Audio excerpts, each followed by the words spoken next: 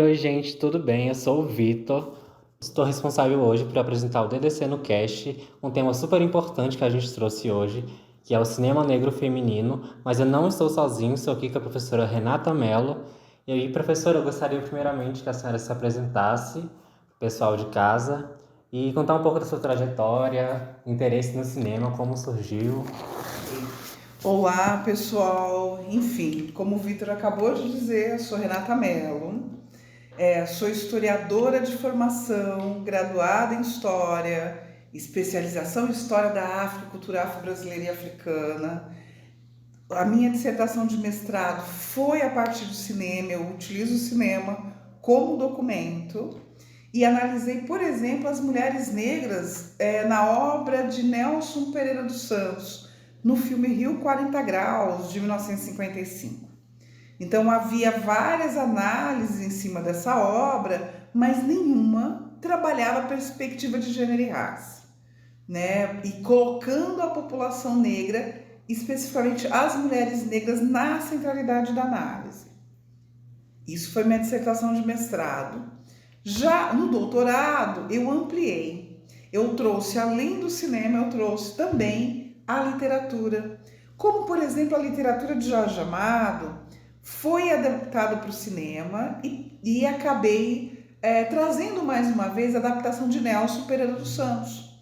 Um cineasta que eu já discutia, um cineasta considerado precursor do cinema novo, e como que para o olhar de Nelson Pereira dos Santos, ele adaptou a obra de Jorge Amado, que traz algumas questões em relação às mulheres negras. Essas mulheres negras foram ou não objetificadas? Foram hipersexualizadas? Havia ou não alguma hierarquia nas representações em relação às mulheres negras e às mulheres brancas, por exemplo? Como que se dava o contexto dessas mulheres em relação às masculinidades? As masculinidades brancas, hegemônicas, as masculinidades negras. Então, esse é um exercício e é um resumo mais ou menos do que eu trabalhei tanto no mestrado e doutorado. E só para exemplificar, na especialização que eu fiz pela Universidade Federal de Goiás, eu trabalhei as representações também do continente africano em filmes hollywoodianos. Dei como exemplo 2 filmes que são referências, como O Último Rei da Escócia e o filme Hotel Ruanda. Hotel Ruanda, eu ouvi falar. Por quê? Como que se deu essas representações? 2 filmes importantes, com um elenco maravilhoso, mas um deles é contado, o protagonista é um médico branco, no caso, O Último Rei da Escócia. Então, como que é o olhar externo do continente? Será que está implicado em representações que não são levadas em consideração, subjetividades muito próprias daquele país? Lembrando que a África não é um país, Sim. é um continente, mas ali no Congo, como que se deu? Já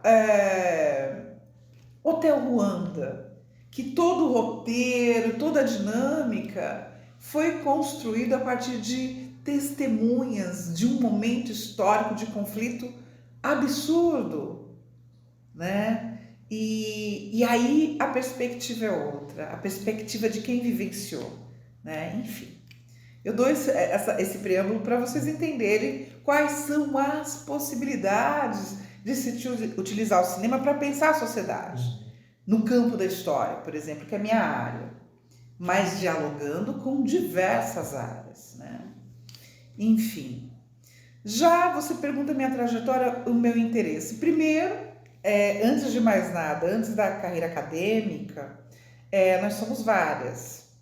Eu coordenei uma casa de cultura de São Paulo, eu sou de São Paulo, né? Estou em Brasília, na Universidade de Brasília, mas eu sou de São Paulo. Eu fui bancária, eu trabalhei em multinacional e eu fui fazer a graduação, teoricamente, num período tardio, porque eu tinha uma outra carreira anterior e sempre naquela experimentação. e estudando, sempre fui muito ligada ao cinema e à literatura. Então esse foi um dos motivos de escolher o cinema como linguagem e como documento de estudo dentro da historiografia.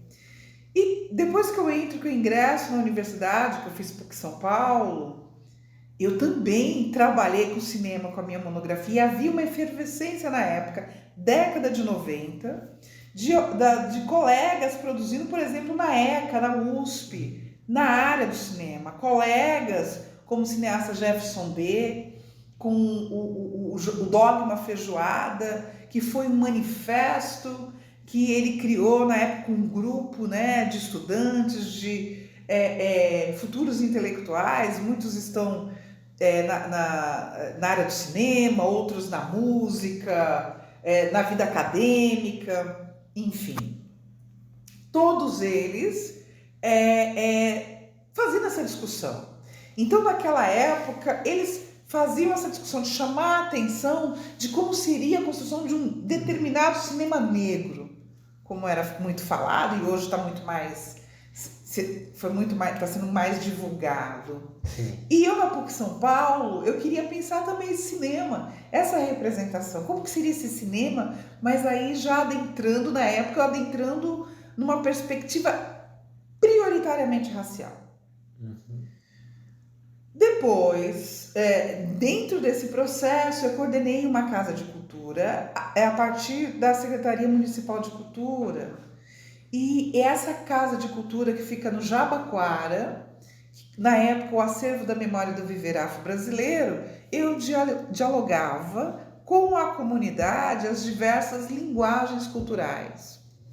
A música, a capoeira, o canto, o cinema, o hip hop, as variadas linguagens do hip hop. Todo conjunto cultural, né? Exatamente. E aí me aproximou muito. E ao mesmo tempo eu sempre flertei com as artes, eu sempre gostei de entender o mundo a partir das artes. E aí fui convidada, na ocasião, pelo secretário de Cultura, que foi o Celso Frateschi, ator, teatrólogo, enfim, me convidou para tocar o projeto do Museu Afro-Brasil, lá hoje, que foi inaugurado em São Paulo, no Ibirapuera, a partir da coleção de Emanuel Araújo, que infelizmente faleceu não faz muito tempo. E eu ajudei a implementar o museu junto com o Emanuel, para a gente pensar nas variadas linguagens para contar a história da população negra brasileira a partir de uma perspectiva que não é fincada só na escravidão, né? Como que a partir das artes essas representações surgiram? Quais foram os papéis? Enfim. Nesse meio tempo eu fui convidada para trabalhar em Brasília, fui convidada para desenvolver um trabalho a partir da perspectiva cultural na Secretaria Especial de Políticas de Promoção da Igualdade Racial, que, na ocasião, era vinculada à Presidência da República. E aí eu fui convidada para trabalhar as políticas públicas a partir do viés cultural. Políticas públicas voltadas à população negra brasileira. Então, eu trabalhei junto com a ministra Matilde Ribeiro, tive o prazer de trabalhar depois com o ministro Edson Santos, depois com a ministra Luísa Bairros. Durante a gestão da ministra Luísa Bairros, eu fui convidada para desenvolver um trabalho na Secretaria de Políticas para as Mulheres. Nessa ocasião, eu também, por interesse muito pessoal, eu aliei a questão de raça com a questão de gênero. Aliei as discussões em relação às mulheres, né, a perspectiva de políticas públicas para as mulheres. E fiquei na Secretaria de Política para as Mulheres um período e depois eu acabei desenvolvendo um trabalho, fui convidada para ir para o GDF, numa secretaria ampla que tinha Mulheres, Igualdade Racial, Juventude e Direitos Humanos. Desenvolvi esse trabalho no GDF como diretora, dialogando, pensando aqui no Distrito Federal, quais são as políticas e quais são as ações que tragam benefícios para a população negra, né, do Distrito Federal, mas as mulheres, pensando nas comunidades tradicionais ou dialogando com comunidades conhecidas como comunidades ciganas, enfim. Não sei se você percebeu, é um leque de possibilidades de discussões. E depois eu fui convidada a retornar à então Secretaria de Políticas de Promoção da Igualdade Racial, na gestão da ex-ministra Nilma Lino Gomes, e depois houve uma junção de variados ministérios que, mais uma vez, replicava direitos humanos, igualdade racial, mulheres e juventude. E nesse meu trabalho, eu desenvolvia políticas e pensava em políticas para as comunidades tradicionais, assumindo cargos que pensavam além de um território, que a gente tem uma ideia de uma coisa muito pequena, muito restrita, um recorte desconectado com a realidade e desconectado com as artes, por exemplo, também com as artes. E acabei ficando, e depois houve o golpe, eu ainda fiz o processo de transição, saí, fui desenvolver um trabalho de formação com recorte de gênero e raça no Ministério da Saúde, pensando em saúde da população negra, pensando nas pessoas que estão desenvolvendo pesquisas na área, mas como a nossa sociedade ela é calcada num viés colonialista, eurocêntrico, racista e sexista, obviamente os nossos profissionais, mesmo que tenham uma baita experiência e competência, eles estão forjados, estão ligados com essa lógica de um racismo estrutural, de um racismo institucional. Nesse meio tempo, eu fiz o meu mestrado na Universidade de Brasília, no Departamento de História, fiz o meu doutorado também na área, e eu parei, né, com o golpe e com a atual gestão. Eu me dediquei mais à docência superior na Universidade de Brasília, a partir do CEAM, com disciplinas que trabalham esses conceitos como cultura e poder e relações raciais. Hoje desenvolvo um trabalho na Faculdade de Educação também, e continuo desenvolvendo um trabalho pelo CEAM e dou uma disciplina de História e Cinema.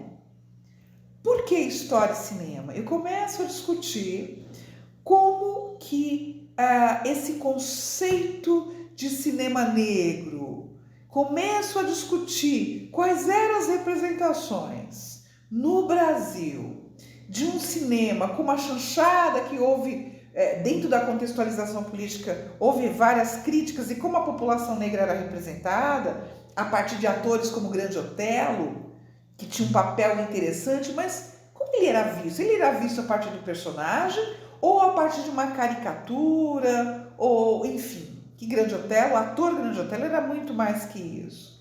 Depois nós entramos no cinema novo, a linguagem do cinema novo, que tem Nelson Pereira dos Santos considerado pai do cinema novo, por conta do filme Rio 40 Graus. Por quê? Porque ele tinha uma ideia na década de 50 de representar a população negra brasileira, que historicamente era alijada, porque o Brasil tinha um projeto de nação que flertava com a modernidade. Era um projeto de modernidade. É um projeto de nação que negava os racismos.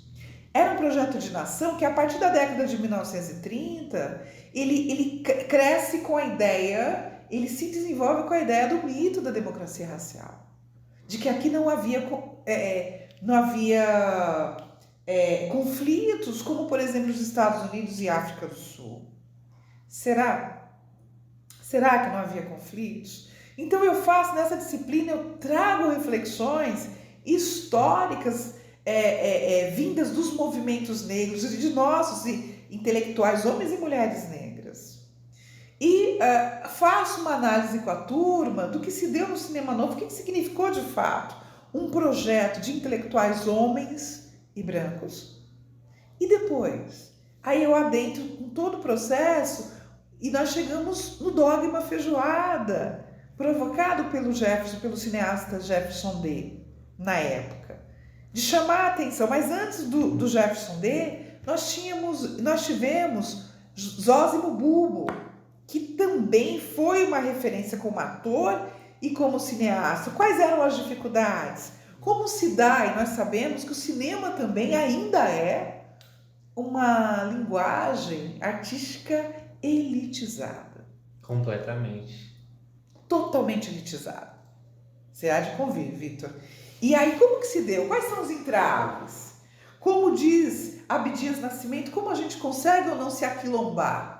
Com o conceito de quilombismo, que a gente tem que ter e construir uma determinada solidariedade entre a população negra, lembrando que, às vezes, esse processo não se torna simples, porque todos nós, negros e não negros, somos forjados numa lógica racista, sexista, de exclusão, numa lógica, muitas vezes, de colocar uns contra os outros, nós negros, olhando numa perspectiva que a referência hegemônica é o branco, normalmente homem branco, heterossexual, até que prova o contrário.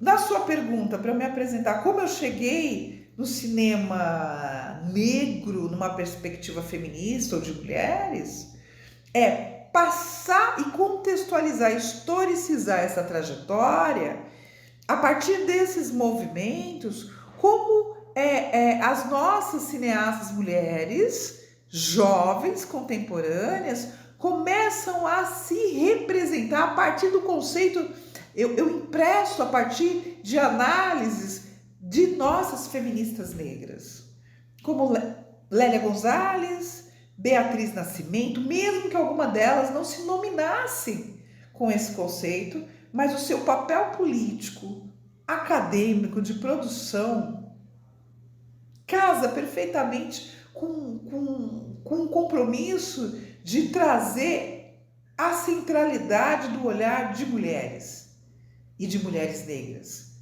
Aí eu me apoio, por exemplo, ao conceito, o olhar opositor de Bell Hooks, que agora em dezembro completa um ano de sua morte, que trouxe uma contribuição muito grande para pensar, por exemplo, o cinema de uma maneira crítica, como, por exemplo, assistir uma obra de Spike Lee e perceber, mesmo que ele tenha um trabalho muito importante com recorte racial, mas ele escorrega num determinado sexismo quando ele filma uma mulher, uma personagem no filme Ela Quer Tudo, por exemplo, que hoje está na Netflix, um remake do filme, mas que a personagem principal negra, que tinha uma sexualidade livre, que era essa ideia, se relacionar com 3 homens diferentes, com perfis diferentes, para mostrar a liberdade dela, mas no final ele filma um estupro. Ela é estuprada por um dos personagens que ela acreditava estar apaixonada. Isso não foi problematizado. Isso é uma violência em relação às mulheres. E Bell Hooks faz uma análise belíssima em relação e coloca o olhar opositor. Quando você está no cinema e vê uma cena de uma mulher vivenciando determinadas violências e você naturaliza. Uma violência muito explícita, né? Exato. Explícita, mas uma lógica de uma sociedade patriarcal, tanto aqui como lá, com os norte-americanos, acaba tendo um aval de licenciamento. Quase que normalizado, né? Exato. E aqui no Brasil, com essas discussões, a partir da provocação de Zósimo Bulbo, de Jefferson Day e o grupo de cineastas da época, nós temos várias cineastas mulheres produzindo filmes que respeitam subjetividades, que respeitam a hierarquia. E eu dou um exemplo de um filme que vem à cabeça, como Café com Canela, de Glenda Nicásio, que os personagens têm nome e sobrenome, que as personagens têm história, que as personagens não estão subordinadas a um personagem branco, homem ou mulher, salvador. Enfim, traz outras questões, como o afeto, porque historicamente o afeto foi nos negado, o amor foi nos negado. Porque se somos colocados como objetos, como o objeto vai ter afeto? Como um objeto é respeitado a sua individualidade? Como um objeto é respeitado o seu pertencimento só, por exemplo, o direito de maternar, que é uma pauta importante para as mulheres negras, porque normalmente as mulheres negras estavam cuidando dos filhos das nossas intelectuais brancas, enquanto seus filhos estavam sozinhos em casa, sujeitos a várias situações, né? Enfim. E falar no cinema negro a partir da perspectiva do feminino é algo que é muito importante, porque ainda requer investimentos, e nos últimos anos a cultura, o Ministério da Cultura foi dizimado como educação, né? E qual é o incentivo? Editais de incentivo do audiovisual. Outras cineastas, como o filme O Dia de Jerusa, ou curta Um Dia com Jerusa, de Viviane Ferreira, que também traz uma outra perspectiva de análise, de subjetividade, coloca na centralidade uma mulher idosa que vive a sua solidão, com uma outra personagem que estava ali para fazer um trabalho, mas descobre afeto e ansiedade de confirmar ou não se ela entrou na Universidade de São Paulo, na USP, como universidade pública, que traz a discussão, a gente pode trazer a discussão de cotas raciais, a importância da política de ações afirmativas, para que negros e negras, indígenas, ingressem na universidade pública, porque há sim um desnível histórico para que essa população ocupe os espaços que historicamente foram negados. E isso, o exemplo da análise do filme que eu fiz na minha tese, o próprio Jorge Amado já trazia, mesmo que a perspectiva dele era apenas a perspectiva racial e não de gênero, mas já trazia no debate essa inclusão, essa elitização da educação, que negros e negras, sim, historicamente ocuparam espaços da elite, como Machado de Assis, por exemplo, que foi o idealizador da Academia Brasileira de Letras, mas na história ele foi apagado, ele foi branqueado. E lembrando que há, sim, na nossa historiografia, exceções. Então, exceções não justificam o mito da democracia racial, como foi dito, e foi lembrado pelos movimentos negros, historicamente. Não justifica falar que não há racismos, porque um ou outro ou outra tiveram notoriedade.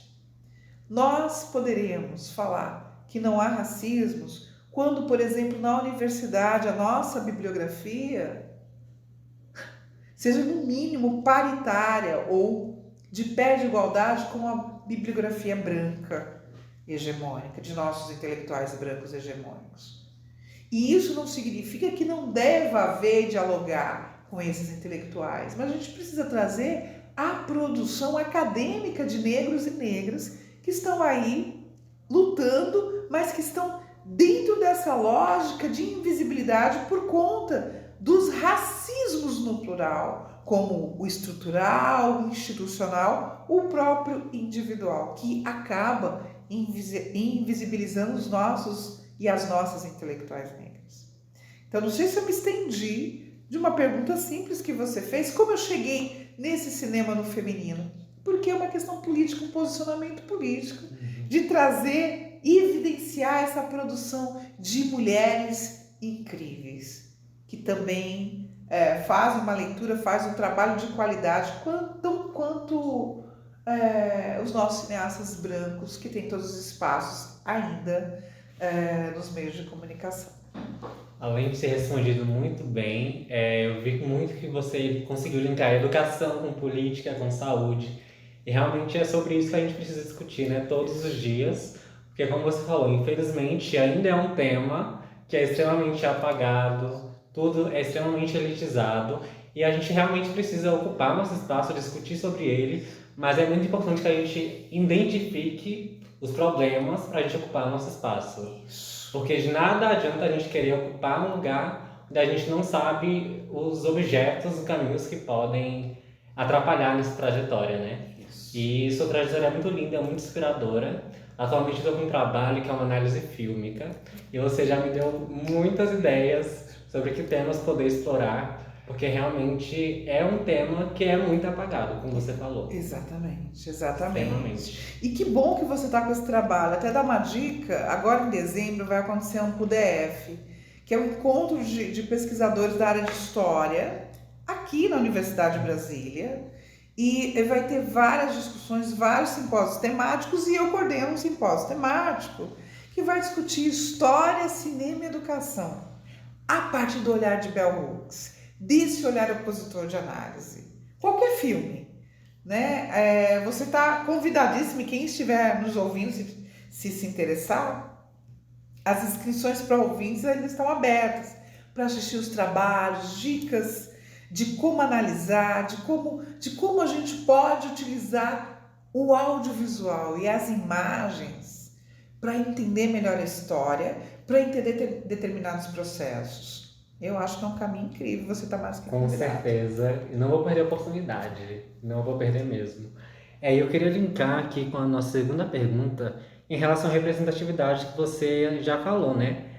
Para você, qual é o significância de toda essa representatividade e como você acha que ela está sendo trabalhada atualmente no contexto Brasil?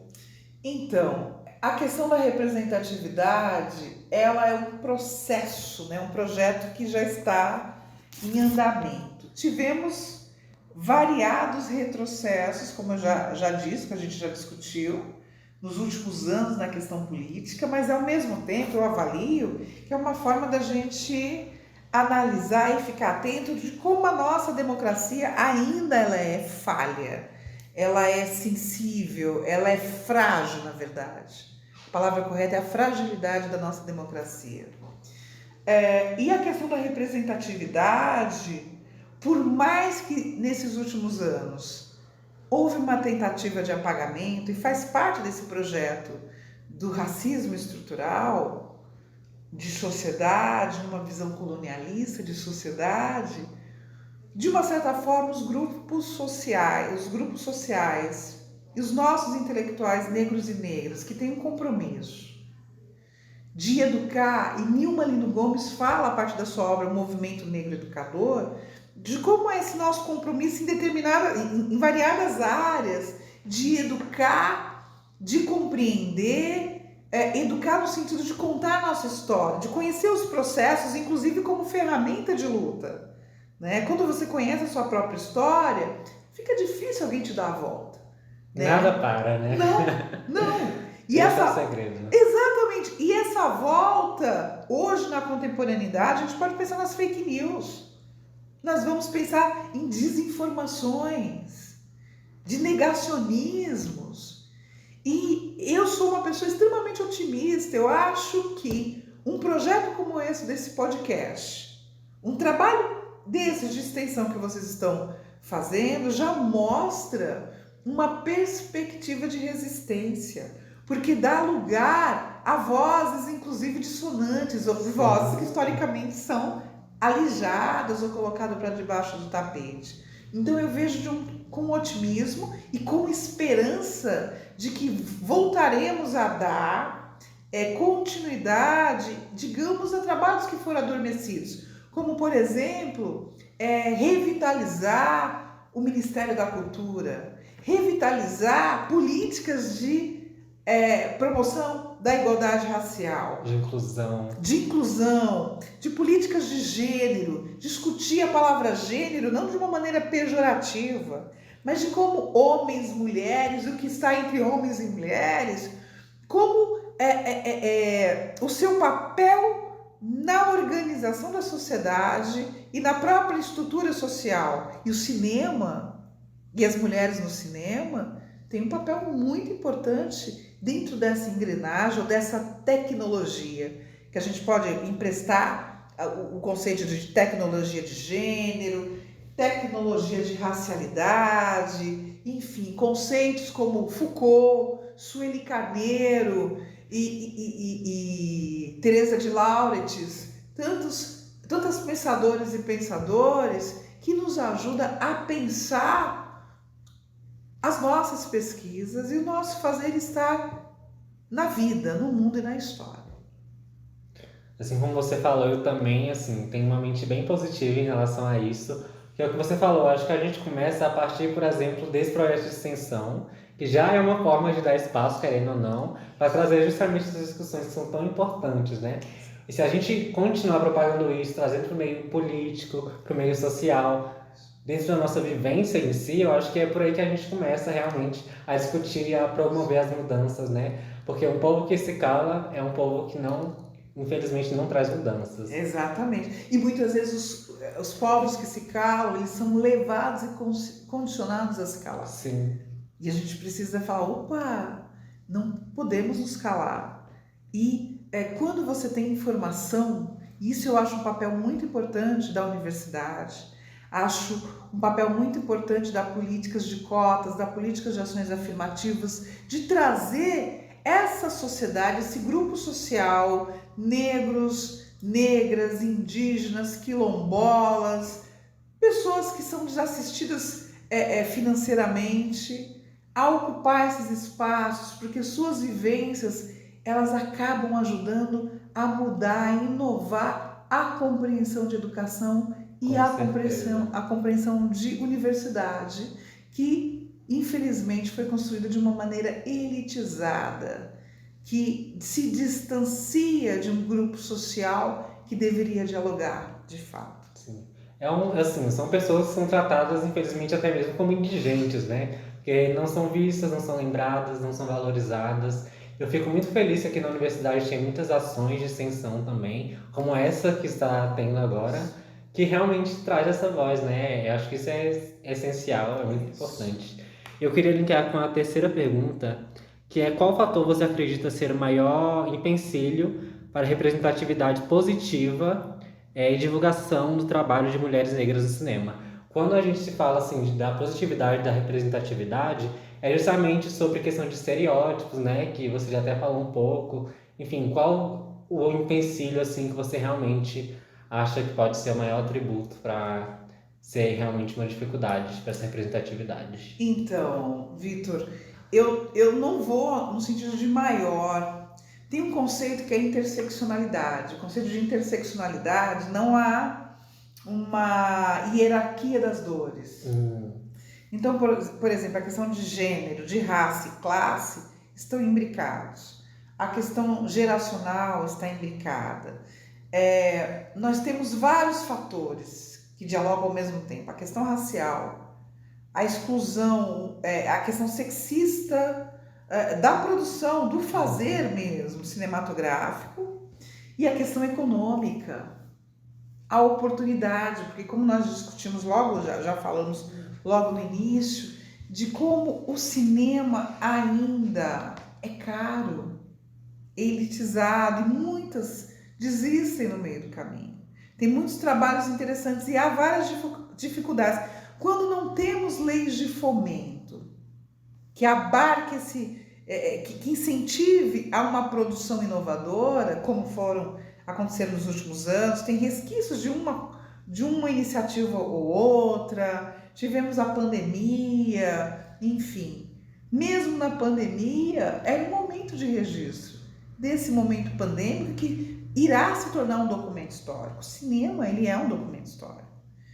Então, eu acredito que sejam vários fatores, são todos esses juntos. Todos interligados, de certa forma. Todos, que impede para que haja uma maior visibilidade. E mesmo aqueles e aquelas que têm o privilégio de produção, nós sabemos que um filme que é produzido, que é roteirizado, ele vai para as telas muito tempo depois. E aí o que acontece? Uma discussão antiga no Brasil, desde o cinema novo, enfim, de como as telas do cinema nacional ainda prioriza o filme principalmente hollywoodiano. E as salas de cinema de filmes nacionais, se não tiver um grande engajamento, os filmes passam pelo cinema e você tira aquele prazer da tela. Se tiver a sorte dos streams, tudo bem, mas se não. Por isso que há iniciativas como da APAN, que é a Associação de Cinema Negro, enfim, não sei se a sigla é essa exatamente, mas que tem uma plataforma, criaram a plataforma Todisplay, por exemplo. Todisplay passa filmes que pode ser considerado não comerciais, mas de diretoras e diretores negros e negras indígenas quilombolas.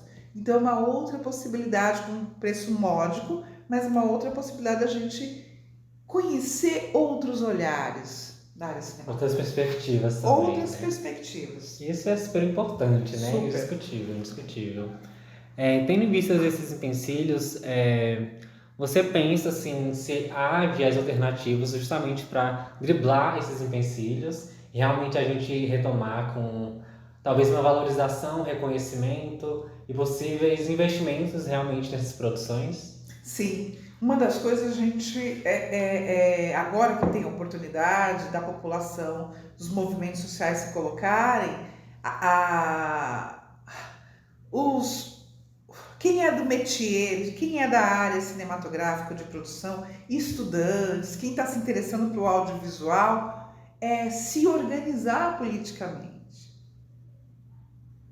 A gente precisa perceber que a vida é política, ou seja, cobrar daqueles e daquelas que nós votamos, ajudar a construir editais, tá perto, tá próximo nessa produção, porque nós precisamos de recursos numa sociedade que é de cunho capitalista, não tem como. O sonho precisa se concretizar.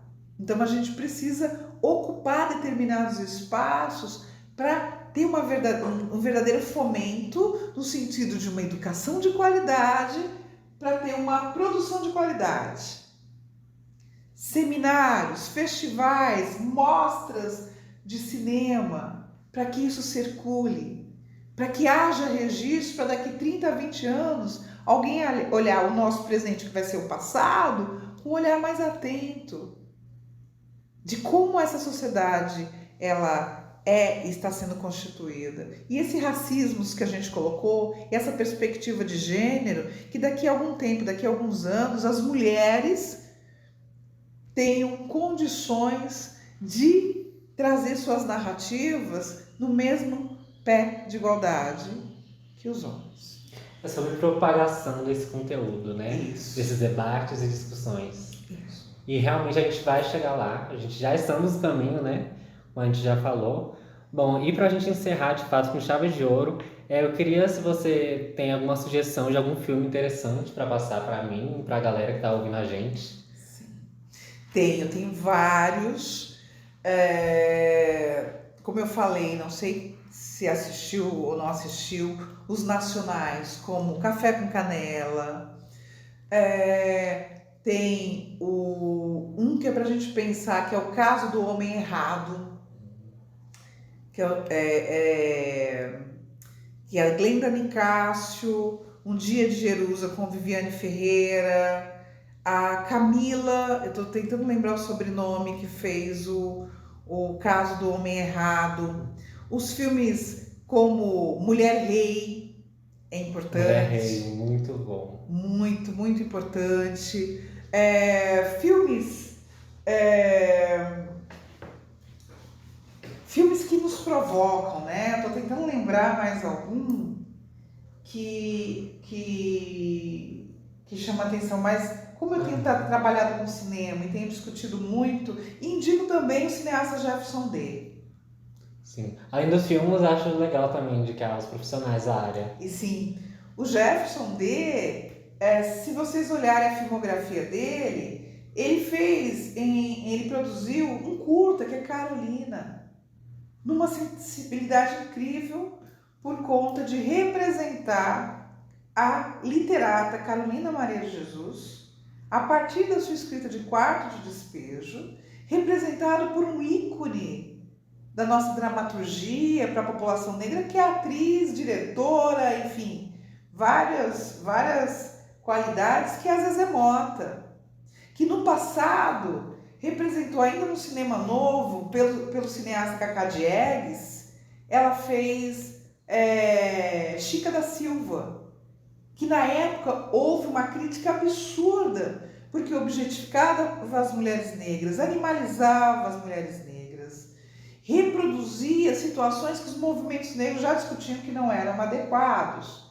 E tanto Lélia Gonzalez ou a nossa intelectual Beatriz Nascimento fizeram críticas em relação a isso, a esse filme, e que posteriormente Cacá Diegues depois incorporou em suas outras obras. Mas isso é um fato que a gente não pode esquecer. E já Jefferson D, nos anos 2000, ele faz uma homenagem belíssima, não sei se você assistiu, Carolina, que eu sempre trago nas minhas aulas. Carolina. Não lembro, mas já vou anotar. E ele também fez um trabalho mais contemporâneo que é muito importante para a gente pensar tudo isso que a gente está discutindo, que é o M8. Nascido M8 e tem o subtítulo, mas que conta a história de um estudante negro que passa pelas cotas raciais e vai estudar medicina. E tudo que isso significa dentro dessa lógica do racismo estrutural, e ele se depara com corpos negros que não tem nome, que não tem história, que não tem sobrenome, mas normalmente, historicamente, são os corpos negros que são estudados nas universidades ou faculdades de medicina. E isso é pra gente pensar. Com certeza. Eu posso aqui tecer uma lista, mas eu acho que esse já dá de bom tamanho pra gente começar.